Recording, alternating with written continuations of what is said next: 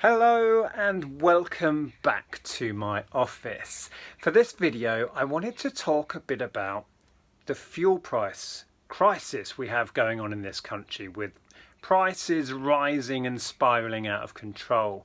But I want to relate that to couriers and bear a thought for courier drivers, specifically those who are self-employed.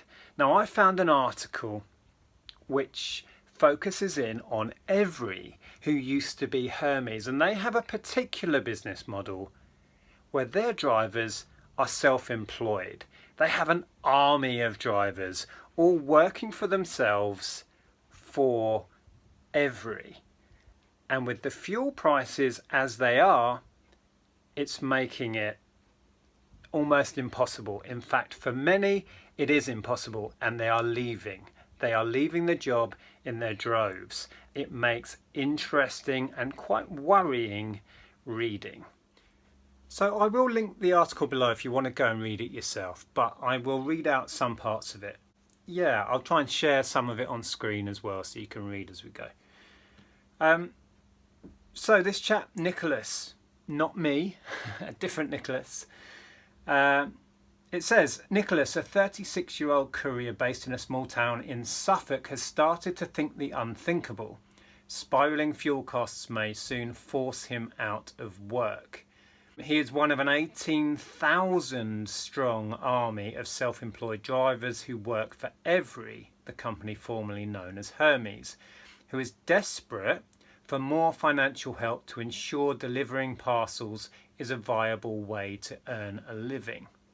The article talks about how fuel prices have leapt, but the couriers basically aren't being supported by Evri in this. So their net takings, their kind of take home has just shrunk and shrunk and shrunk as fuel prices have gone up. And Evri is giving them some sort of help, but when you read the article, it's negligible. It's not making any difference. And it's got to a point very rapidly, because this has happened rapidly, these fuel prices, where people are just having to leave the job and go elsewhere.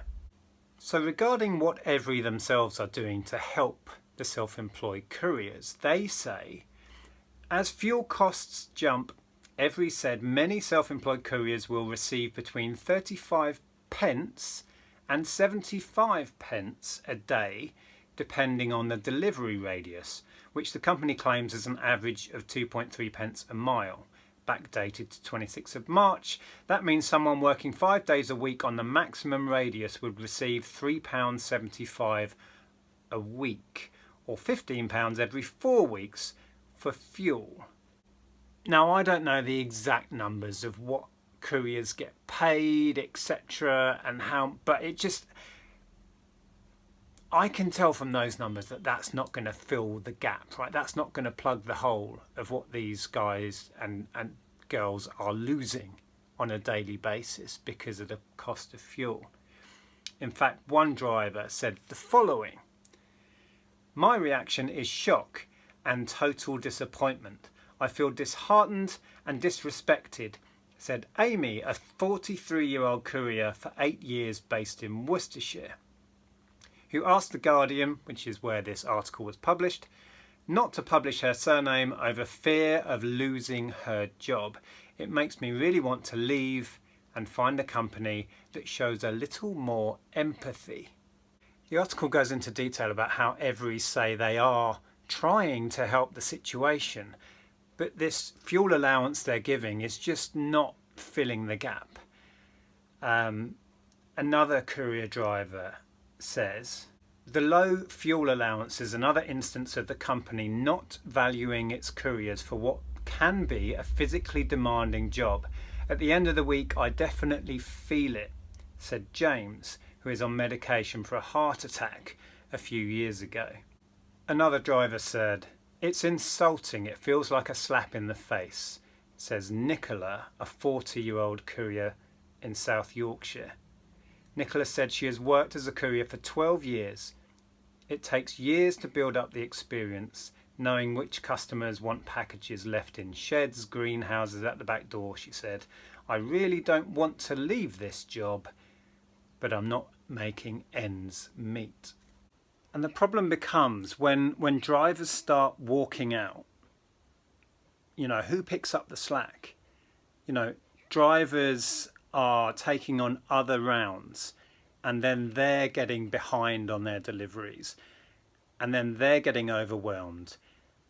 And who's going to want to join a company right now when fuel prices are this high, when you have to foot that bill yourself and you're not being supported by the parent company? So you can see how very quickly this could all spiral out of control, because if they can't fill those positions where the drivers are leaving and parcels end up stacked up in warehouses and not getting delivered, so people like myself stop using the service, it's a horrible, you know, cycle. Yeah, it's a worry. It really is. Anyway, let me know what you think. If you are a driver for Evri, who used to be Hermes, let me know what's going on. Let me know if you're feeling the same as some of these drivers that were quoted in this article. I hope they can sort it out. We need as much competition in the courier space as we can to keep prices down if possible. But yeah, I don't know what the solution is here, but it's not looking good, shall we say. Anyway, thank you for watching. Take care, and I'll see you soon. Bye.